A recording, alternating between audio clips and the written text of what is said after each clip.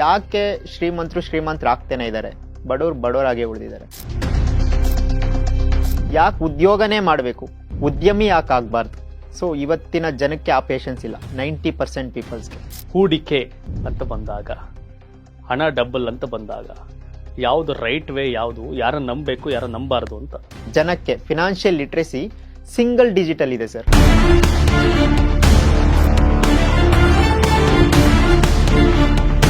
Three to 4% ಮಾತ್ರ financial literacy ಆಗಿದ್ದಾರೆ. 95% ಜನಕ್ಕೆ ಆರ್ಥಿಕವಾಗಿ ಹೀಗೆ ಶಿಕ್ಷಣ ಇಲ್ಲ. ಇಲ್ಲ. ಪ್ರಪಂಚದ ಅಷ್ಟು ಆಸ್ತಿ ಏನ್ ನಮಗೆ ಈ ಸಂಪತ್ತು ಕಾಣಿಸ್ತಾ ಇದೆಯಲ್ಲ, ಅದು ಕೇವಲ 10%, 10 ಜನರ ಹತ್ರ ಇದೆ. ದುಡ್ಡು ಸೇವ್ ಮಾಡಿದ್ರೆ ಮಾತ್ರ ಅಲ್ಲ, ಬ್ಯಾಂಕಲ್ಲಿ ಇಟ್ಕೊಂಡ್ರೆ ಮಾತ್ರ ಅಲ್ಲ, ಅದನ್ನು ಹೇಗೆ ನಿಭಾಯಿಸಬೇಕು, ಯಾವ ಜಾಗದಲ್ಲಿ ಇನ್ವೆಸ್ಟ್ ಮಾಡಬೇಕು, right investment, right place, right time. ಹಾಗಾಗಿ ಹೇಮಂತ್ ಕುಮಾರ್ ಇವಾಗ ನಮ್ಮ ಜೊತೆ ಆರ್ಥಿಕ ಸಲಹೆಗಾರ, ಹೂಡಿಕೆ ತಜ್ಞ, ಇನ್ವೆಸ್ಟ್ಮೆಂಟ್ ಎಲ್ಲಿ ಮಾಡಬೇಕು, ಎಲ್ಲಿ ಮಾಡಬಾರ್ದು, ಹಣವನ್ನು ಹೇಗೆ ಡಬಲ್ ಮಾಡಬಹುದು, ಎಲ್ಲಾ ಪ್ರಶ್ನೆಗಳನ್ನ ಕೇಳಬೇಕು ಅನ್ನೋ ಕಾರಣಕ್ಕೆ ನಿಮ್ಮಲ್ಲಿ ಕೂರಿಸ್ಕೊಂಡಿದ್ದೆ. ಹೌದು, ಖಂಡಿತ. ಎಲ್ರಿಗೂ ಕಾಡೋ ಪ್ರಶ್ನೆ, ದುಡಿಮೆ ಒಂದಿರುತ್ತೆ, ಖರ್ಚು ಜಾಸ್ತಿ ಇರುತ್ತೆ. ಹೌದು. ಎಲ್ಲಾ ಬಡವರು ಶ್ರೀಮಂತರಾದಂತ ಇದೆ, ಪ್ರತಿಯೊಬ್ಬ ಶ್ರೀಮಂತರ ಹಿಂದೆ ಕಷ್ಟದ ದಿನಗಳಿದ್ದೇ ಇರುತ್ತೆ, ಇಲ್ಲ ಅವರಪ್ಪ ಕಷ್ಟದಲ್ಲಿ ಇರ್ತಾರೆ. ಶ್ರೀಮಂತರ ಮಕ್ಕಳು ಶ್ರೀಮಂತರಾಗಿ ಉಳಿಯೋದು ಕಷ್ಟ, ಅವ್ರು ಇನ್ನೂ ಹೆಚ್ಚು ಶ್ರೀಮಂತರಾಗೋದು ಬಹಳ ಕಷ್ಟ. ಆದ್ರೆ ಬಡವನ ಮಕ್ಕಳು ಶ್ರೀಮಂತ ಆದಂತ ಇತಿಹಾಸ ಇದೆ, ಅದೇ ಹಾದಿ. ಸೊ ಎಲ್ರಿಗೂ, ಈ ಆಡಿಯನ್ಸ್ಗೆ, ನಮ್ಮ ನೋಡ್ತಿರ್ತಕ್ಕಂಥವ್ರಿಗೆಲ್ರಿಗೂ ಕಾಡೋ ಪ್ರಶ್ನೆ, ಹಣ ಹೇಗೆ ಡಬಲ್ ಮಾಡೋದು, ಹೂಡಿಕೆ ಹೇಗೆ ಮಾಡೋದು.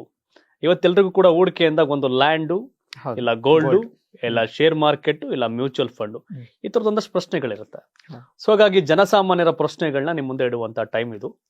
ಎಸ್, ನಮ್ಮ ಕರ್ನಾಟಕ ಟಿವಿ ಸ್ಟುಡಿಯೋ ನಿಮ್ಗೆ ವೆಲ್ಕಮ್ ಮಾಡ್ತೀನಿ ಹೇಮಂತ್ ಕುಮಾರ್ ಅವರೇ. ಎಸ್, ಹೆಂಗ್ ಸರ್, ಒಂದಷ್ಟು ಆಲೋಚನೆಗಳಿರುತ್ತೆ, ಒಂದಷ್ಟು ಅನ್ನೋದಕ್ಕಿಂತ ಬಹಳಷ್ಟು ವಿಷಯಗಳನ್ನ ಕಲ್ತಿದ್ದೀರಿ. ರಾಜ್ಯ, ದೇಶ, ವಿದೇಶದಲ್ಲಿರ್ತಕ್ಕಂಥ ಆರ್ಥಿಕ ವ್ಯವಹಾರಗಳು, ಲಾಭ ಏನು, ನಷ್ಟ ಏನು ಅಂತ ವೈಯಕ್ತಿಕವಾಗಿ ನೀವು ಅವೆಲ್ಲ ಅನುಭವಿಸಿರ್ತೀರಿ ಅಂತ ಅನ್ಕೋತೀನಿ. ಅದೊಂದು ಎಕ್ಸ್ಪೀರಿಯನ್ಸ್. ಆಗ್ಲೇ ಅವ್ರು ಮಾತಾಡಿದ್ರಿ, ಈಗೆಲ್ಲ ಎಕ್ಸ್ಪರ್ಟ್ ಅಂತಂದ್ರೆ ತಲೆ ಕೂದಲು ಬೆಳಗಾಗಿರ್ಬೇಕು ಅಂತ. ತಲೆ ಕೂದಲು ಬೆಳಗಾಗಿರ್ಬೇಕು, ಅಯ್ಯಗ್ರಿ. ಅವ್ರಿಗೆ ವಯಸ್ಸು, ಅವರ ಎಕ್ಸ್ಪೀರಿಯನ್ಸ್ ಅವ್ರಿಗೆ ಆಧಾರ ಆಗಿರುತ್ತೆ. ಆದ್ರೆ ಇವತ್ತಿನ ಟೆಕ್ನಾಲಜಿ ಏರುಗತಿ ಇಳಿಯೋದು, ಮಾರ್ಕೆಟ್ ಅಸ್ತವ್ಯಸ್ತ, ದಿಢೀರ್ನ ಶ್ರೀಮಂತ, ಇವೆಲ್ಲವನ್ನು ಕೂಡ ಇತ್ತೀಚಿನ ಜನರೇಷನ್ ನೋಡ್ತಿರೋದು. ಸೊ ಇವತ್ತು ನಾನು ನಿಮ್ಮನ್ನ ಕೇಳೋ ಪ್ರಶ್ನೆ ಇಷ್ಟೇ, ಹೂಡಿಕೆ ಅಂತ ಬಂದಾಗ, ಹಣ ಡಬಲ್ ಅಂತ ಬಂದಾಗ ಯಾವ್ದು ರೈಟ್ ವೇ, ಯಾವುದು ಯಾರನ್ನ ನಂಬಬೇಕು, ಯಾರ ನಂಬಾರ್ದು ಅಂತ. ಹೌದು, ಇಲ್ಲಿ 2 ತರ ಬರುತ್ತೆ ಸರ್. ರೈಟ್ ಪರ್ಸನ್ ನ ಚೂಸ್ ಮಾಡೋದು, ಅಥವಾ ನಾನೇ ಸ್ವತಃ ಕಲ್ತು ಹೂಡಿಕೆ ಮಾಡೋದು. ಸೊ ಇವತ್ತಿನ ಜನಕ್ಕೆ ಆ ಪೇಷನ್ಸ್ ಇಲ್ಲ, 90% ಪೀಪಲ್ಸ್ಗೆ. ಅದಕ್ಕಿಂತ ಮುಂಚೆ ಒಂದು ಸ್ಟ್ಯಾಟಿಸ್ಟಿಕ್ಸ್ ಹೇಳ್ಬಿಡ್ತೀನಿ. ಪ್ರಪಂಚದ ಅಷ್ಟು ಆಸ್ತಿ ಏನ್ ನಮಗೆ ಈ ಸಂಪತ್ತು ಕಾಣಿಸ್ತಾ ಇದೆಯಲ್ಲ, ಅದು ಕೇವಲ 10%, 10 ಜನರ ಹತ್ರ ಇದೆ. ಸೊ ಪ್ರಪಂಚದ 90% ಆಸ್ತಿ ಕೇವಲ 10% ಜನರ ಹತ್ರ ಇದೆ. ಇನ್ನು 10% ಆಸ್ತಿ 90% ಜನರ ಹತ್ರ ಇದೆ. ನನ್ಗೆ ಯಾವಾಗ್ಲೂ ಕಾಡ್ತಿದ್ ಪ್ರಶ್ನೆ ಇದು. ಸೊ ನಾವು ಮೂಲತಃ ವ್ಯವಸಾಯ ಮಾಡೋರ್ ಕಡೆಯಿಂದ, ಮಂಡ್ಯದವರು, ನಾಗಮಂಗಲ. ಸೊ ನಮ್ಗೆ ಬೆಳಗ್ಗೆ ಒಂದು ಡ್ಯೂಟಿ ಇರ್ತಿತ್ತು, ಸ್ಕೂಲಿಂದ ಬಂದ ತಕ್ಷಣ ಇನ್ನೊಂದು ಕೆಲಸ ವಹಿಸಿರೋರು. ಸೊ ಆ ಕೆಲ್ಸಗಳನ್ನ ಮಾಡ್ಬೇಕಾದ್ರೆ ಕಾಡ್ತಿದ್ದು, ಯಾಕೆ ಶ್ರೀಮಂತರಾಗ್ತೇನೆ ಇದ್ದಾರೆ, ಬಡವರಾಗೇ ಉಳಿದಿದ್ದಾರೆ. ಹಾಗಂತ ನಾವೇನ್ ಬಡವರು ಅಂತಲ್ಲ, ಬಟ್ ಬಡತನ ಇದೆ ಅನ್ನೋ ತರ ಬಿಂಬಿಸ್ಕೊಂಡಿದ್ವಿ. ಅಂದ್ರೆ ನಮ್ಮ ಹತ್ರ ಇದ್ದಿದ್ ಸಂಪತ್ತನ್ನ, ಅಥವಾ ನಮ್ಮ ಹತ್ರ ಇದ್ದಿದ್ ಹಣನ ಹೇಗೆ ಉಪಯೋಗಿಸ್ಕೋಬೇಕು, ಅಥವಾ ದುಡ್ಡನ್ನ ಹೇಗ್ ದುಡಿಸ್ಬೇಕು ಅಂತ ಗೊತ್ತಿಲ್ಲ ನಮ್ಗೆ, ಅಥವಾ ನಮ್ಮ ಹಿಂದಿನವ್ರಿಗೆ. ಅಂದ್ರೆ ಉಳಿಸೋದ್ ಗೊತ್ತಿತ್ತು, ಬೆಳೆಸ್ಕೊಂಡು ಹೋಗೋದ್ ಗೊತ್ತಿರ್ಲಿಲ್ಲ. ಸೊ ಇರೋದನ್ನ ಕಾಪಾಡ್ಕೋಬೇಕು, ಇನ್ನೊಂದ್ ಸ್ವಲ್ಪ ಕೂಡಿಟ್ಕೋಬೇಕು, ಇನ್ನೊಂದ್ ಸ್ವಲ್ಪ ಜಾಸ್ತಿ ಮಾಡ್ಬೇಕು. ಸಂಪತ್ತಿತ್ತು, ಆದ್ರೆ ಆರ್ಥಿಕ ಶಿಕ್ಷಣ ಇರ್ಲಿಲ್ಲ. ಆರ್ಥಿಕ ಶಿಕ್ಷಣ ಇರ್ಲಿಲ್ಲ. ಸೊ ಆ ಒಂದು ಕ್ವಶನ್, ನಾನು ಆಗ್ಲೇ ಹೇಳ್ದಂಗೆ, ಬಡವ್ರು ಯಾಕೆ ಬಡವ್ರಾಗೆ ಇದಾರೆ, ಶ್ರೀಮಂತರಾಗ್ತೇನೆ ಹೋಗ್ತಾ ಇರ್ತಾರೆ. ನಾವು ನೋಡಿರ್ತೀವಿ ಊರಲ್ಲಿ, ನಂದೊಂದು 100-150 ಮನೆ ಇದ್ರೆ, ಒಂದು 2-3 ಮನೆಯವರು ತುಂಬಾ ಚೆನ್ನಾಗಿ, ತುಂಬಾ ಐಷಾರಾಮಿ ಜೀವನ, ಅವ್ರ ಮಕ್ಕಳು ನಮ್ಗಿಂತ ಆರಾಮಾಗಿ, ಯಾವುದೇ ಚಿಂತೆ ಇಲ್ದಂಗೆ ಅಥವಾ ಕೆಲಸ ಇಲ್ದಂಗೆ, ಆ ಏಜ್ ಅಲ್ಲಿ ಏನ್ ಬೇಕೋ ಅದೆಲ್ಲ ಸಿಗ್ತಾ ಇರುತ್ತೆ. ಸೊ ಹೋಗ್ತಾ ನಾವು, ನನ್ಗೆ ಈ ಎಂಪ್ಲಾಯ್ಮೆಂಟ್ ಅಥವಾ ಕೆಲಸ ಮಾಡೋದು, ಉದ್ಯೋಗ ಮಾಡೋದು ಅಂದ್ರೆ ನನಗೆ ಮುಂಚೆಯಿಂದನೂ ಆಗ್ಬಾರ್ದು. ಯಾಕೆ ಉದ್ಯೋಗನೇ ಮಾಡ್ಬೇಕು, ಉದ್ಯಮಿ ಯಾಕೆ ಆಗ್ಬಾರ್ದು? ಸೊ ನಾನ್ ಕೇಳ್ತಾ ಇದ್ದಿದ್ದು ಇದನ್ನ, ನಮ್ಮ ಮಿಡಲ್ ಕ್ಲಾಸ್ ಅಥವಾ ಈ ಲೋವರ್ ಮಿಡಲ್ ಕ್ಲಾಸ್ ಜನಗಳ ಮನೇಲಿ ಒಪ್ಪಲ್ಲ. ಸೊ ಅದು ರಿಸ್ಕ್ ಅನ್ನೋ ತರ, ರಿಸ್ಕ್ ಫ್ಯಾಕ್ಟರ್, ಸಕ್ಸಸ್ ರೇಷಿಯೋ ಕಮ್ಮಿ ಇದೆ ಅನ್ನೋದು, ಮತ್ತೆ ಬ್ಯಾಕ್ ಗ್ರೌಂಡ್ ಸಪೋರ್ಟ್ ಇರಲ್ಲ. ಸೊ ನಾನು ನನ್ನ ಪೋಸ್ಟ್ ಗ್ರಾಜುಯೇಷನ್ ಮುಗಿಸಿ ಬೆಂಗಳೂರು ಯೂನಿವರ್ಸಿಟಿಲಿ ನಾನು ಡೈರೆಕ್ಟ್ ನನ್ನ ಯಾವುದೇ ಕಂಪ್ನಿ ಕೆಲ್ಸಕ್ಕೆ ಹೋಗ್ಲಿಲ್ಲ. ನನಗೆ ಎಸ್ ಬ್ಯಾಂಕ್ ಅಥವಾ ಕೋಟಕ್ಕಲ್ಲೆಲ್ಲ ಆಫರ್ ಆಗಿತ್ತು. ಅಫ್ಕೋರ್ಸ್ ನಿಮ್ಗೆ ಗೊತ್ತಿರುತ್ತೆ, ಡಬಲ್ ಗ್ರಾಜುಯೇಷನ್, ಗೋಲ್ಡ್ ಮೆಡಲ್, ಕೆಲಸ ಆಫರ್ ಇದ್ರೂ ರಿಜೆಕ್ಟ್ ಮಾಡಿ ಒಂದಷ್ಟು ಜನರನ್ನ ನಂಬಿ ಒಂದು ಪಾರ್ಟ್ನರ್ಶಿಪ್ ಬಿಸ್ನೆಸ್ ಶುರು ಮಾಡಿದೆ. ಸೊ ಪಾರ್ಟ್ನರ್ಶಿಪ್ ಬಿಸ್ನೆಸ್ ಗೊತ್ತಿರುತ್ತೆ, ಒಂದಷ್ಟು ಹೊಡೆತಗಳು ಎಕ್ಸ್ಪೀರಿಯನ್ಸ್ ಆಯ್ತು, ಒಂದಷ್ಟು ವರ್ಷದ ಸೇವಿಂಗ್ಸ್. ನಮ್ಗೆ ಸೇವಿಂಗ್ಸ್ ಅನ್ನೋದು ಮುಂಚೆಯಿಂದ ಬಂದಿದ್ದು, ರಕ್ತಗತ ಅಂತ ಹೇಳ್ಬೋದು. 50 ಪೈಸಾ ಕಾಯಿನ್ ಸ್ಟಿಲ್ ನನ್ನ ಹತ್ರ ಒಂದು 15 ಕಾಯಿನ್ ಇದೆ. ಸೊ ಅಂದ್ರೆ ಚಾಕ್ಲೇಟ್ ತಗೊಳಕೋ ಅಥವಾ ಏನೋ ಮಾಡು ಅಂತ ಕೊಟ್ಟಿದ್ದು ಅಥವಾ ಚಿಲ್ಲರೆ ಉಳಿದಿದ್ದು ಅದನ್ನೂ ಸೇವ್ ಮಾಡ್ತಾ ಬರೋದು. ಅಲ್ಲಿಂದ ಶುರು ಆಗಿ 1000, 2000, 10,000 ಸ್ಕಾಲರ್ಶಿಪ್ ಬಂದಿದ್ದು. ಯಾವುದು ಶೋಕಿ ಇಲ್ಲ, ಶೂ ತಗೊಳ್ಳೋದಿಲ್ಲ, ಚಟಗಳಿಲ್ಲ. ಸೊ ಹಾಗಾಗಿ ಒಂದಷ್ಟು ಲಕ್ಷಗಳು ಸೇವಿಂಗ್ಸು, ಅದೇ ಹಿರಿಮೆ ನಮ್ಗೆ. ನನ್ನ 20ನೇ ವರ್ಷದಲ್ಲಿ ನನ್ನ ಹತ್ರ ಒಂದಿಷ್ಟು ಲಕ್ಷ ಬ್ಯಾಂಕ್ ಅಕೌಂಟ್ ಅಲ್ಲಿ ಇದೆ. ಎಷ್ಟು ಲಕ್ಷ ಇತ್ತು?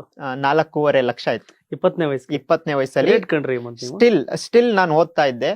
ನಾನು ಓದ್ಬೇಕಾದ್ರೆ ನಾನು ಪೋಸ್ಟ್ ಗ್ರಾಜುಯೇಷನ್ ಅಲ್ಲಿ ಹೂಡಿಕೆ ಶುರು ಮಾಡಿದೆ. ನನ್ಗೆ ಯಾವಾಗ್ಲೂ ರಿಗ್ರೆಟ್ ಫೀಲ್ ಕಾಡೋದೇನು ಅಂದ್ರೆ, ನಾನು ಇನ್ನೂ ಹಿಂದೆ, ನನಗೆ 16ನೇ ವರ್ಷದಲ್ಲೋ SLC ಆದ್ಮೇಲೋ PUC ಆದ್ಮೇಲೋ ಯಾರೋ ಒಬ್ಬ ವ್ಯಕ್ತಿ ಬಂದು ನೀನು ಪ್ರತಿ ತಿಂಗಳು 1,000 ಅಥವಾ 2,000 ಇದನ್ನ ಮಾಡು, ಇದು ಹೀಗೆ ಬೆಳೆಯುತ್ತೆ ಅಂತ ಹೇಳಿದ್ರೆ ನನ್ಗೊಂದು 6-7 ವರ್ಷ ಒಂದಷ್ಟು ಟೈಮ್ ಸಿಗೋದು. ನಾನು ಇವತ್ತು ದುಡ್ಡು ಸಂಪಾದನೆ ಮಾಡ್ಬೋದು, ಆ ಟೈಮ್ ನ ತರಕ್ಕಾಗಲ್ಲ. ಸೊ ಅದು ನನ್ಗೆ ಯಾವಾಗ್ಲೂ ಕಾಡುತ್ತೆ. ಸೊ ಅದು ನನ್ನ ಕೈಲಿ ಎಷ್ಟು ಜನಕ್ಕೆ ಆಗುತ್ತೋ ಅಷ್ಟನ್ನ ಮಾಡ್ಬೇಕು ಅನ್ನೋದು ನನ್ನ ಥಾಟ್. ಸೊ ಆ 4.5 ಲಕ್ಷ ಏನಿತ್ತಲ್ಲ ಅದಷ್ಟನ್ನು ನಾನು ಧೈರ್ಯವಾಗಿ, ಅಂದ್ರೆ ಅದೊಂದು ಎಕ್ಸ್ಪೀರಿಯನ್ಸ್ ಅಥವಾ ಮಾರ್ಕೆಟ್ಗೆ ನಾನು ಪಾಠ ಕಲಿಯಕ್ಕೆ ಕೊಟ್ಟೆ ಅಂತ ಹೇಳ್ಬೋದು.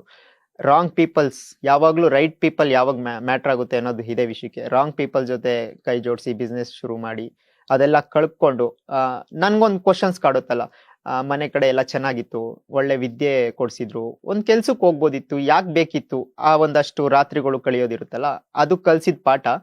So financial literacy. ಸೊ ದುಡ್ಡು ಸೇವ್ ಮಾಡಿದ್ರೆ ಮಾತ್ರ ಅಲ್ಲ, ಬ್ಯಾಂಕಲ್ಲಿ ಇಟ್ಕೊಂಡ್ರೆ ಮಾತ್ರ ಅಲ್ಲ, ಅದನ್ನ ಹೇಗ್ ನಿಭಾಯಿಸ್ಬೇಕು, ಯಾವ ಜಾಗದಲ್ಲಿ ಇನ್ವೆಸ್ಟ್ ಮಾಡಬೇಕು, right investment, right place, right time. ನನ್ನ ಹಣ, ನನ್ನ ಜಾಗ, ನಾನು ಯಾವ ಜಾಗದಲ್ಲಿ ಇನ್ವೆಸ್ಟ್ ಮಾಡ್ತೀನಿ ಮತ್ತು ಯಾವ ಟೈಮಲ್ಲಿ ಇನ್ವೆಸ್ಟ್ ಮಾಡ್ತೀನಿ, ಈ 3 ತುಂಬಾ ಮುಖ್ಯ. ಸೊ ಆ 3 ನನಗೆ ಜೀವನ ಕಲಿಸ್ತು. ಸೊ ಅಲ್ಲಿಂದ ನನಗೆ ಗೊತ್ತಾಯ್ತು, ನನ್ನ ಹಾದಿ ಇದಾಗಿದೆ ಅಂಡ್ ಇದನ್ನೇ ನಾನು ಯಾಕೆ ಉದ್ಯಮ ಮಾಡ್ಕೋಬಾರ್ದು. ಅಂದ್ರೆ ಜನಕ್ಕೆ ಫಿನಾನ್ಷಿಯಲ್ ಲಿಟ್ರಸಿ ಸಿಂಗಲ್ ಡಿಜಿಟಲ್ ಇದೆ ಸರ್, ಜಾಗತಿಕ ಮಟ್ಟದಲ್ಲಿ, ಇಂಡಿಯಾದಲ್ಲಿ ಮಾತ್ರ ಅಲ್ಲ. ಶಿಕ್ಷಣ, ಫಿನಾನ್ಷಿಯಲ್ ಲಿಟ್ರಸಿ ಸಿಂಗಲ್ ಡಿಜಿಟಲ್ ಇದೆ. ಅಪ್ ಟು 9% ವರೆಗೂ ಸಿಂಗಲ್ ಡಿಜಿಟೇ ಬರುತ್ತೆ. ಬಟ್ 3 to 4% ಮಾತ್ರ ಫಿನಾನ್ಷಿಯಲ್ ಲಿಟ್ರಸಿ ಆಗಿದ್ದಾರೆ. 95% ಜನಕ್ಕೆ ಆರ್ಥಿಕವಾಗಿ ಹೀಗೆ ಶಿಕ್ಷಣ ಇಲ್ಲ. ಕೊರತೆ ಶಿಕ್ಷಣ ಇಲ್ಲ. ನಾನು ಧೈರ್ಯವಾಗಿ ಯಾವುದೇ ಸ್ಟೇಜ್ ಮೇಲೆ ಬೇಕಾದ್ರೂ ಹೇಳ್ತೀನಿ. ಯಾಕೆ ಅಂದ್ರೆ ಸ್ಟಿಲ್ 70 ವರ್ಷದಿಂದ ಮಾಡಿರೋ ನಮ್ಮ ಎಜುಕೇಶನ್ ಸಿಸ್ಟಮ್ ಈಗಲೂ ಹಾಗೆ ಬರ್ತಾ ಇದೆ.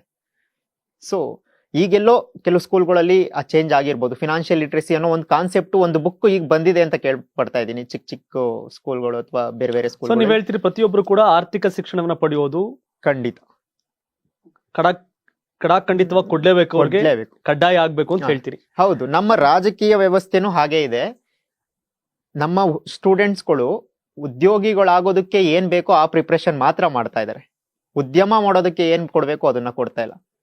ಸೊ ಪ್ರಪಂಚದ ಅಥವಾ ಇಂಡಿಯಾದ 140 ಕೋಟಿ ಜನ ಇದ್ದಾರೆ ಅಂದ್ರೆ ಎಷ್ಟು ಜನ ಕೆಲಸ ಕೊಡಕ್ ರೆಡಿ ಇದ್ದಾರೆ, ಸೊ ಕೆಲಸ ಮಾಡಕ್ಕೆ ರೆಡಿ ಇದ್ದಾರೆ. ಸೊ 3 to 4 ಲಕ್ಷ ವಿದ್ಯಾರ್ಥಿಗಳು ಪಾಸ್ ಔಟ್ ಆದ್ರೆ ಎಷ್ಟು ಜನಕ್ಕೆ ಕೆಲಸ ಸಿಗ್ತಾ ಇದೆ?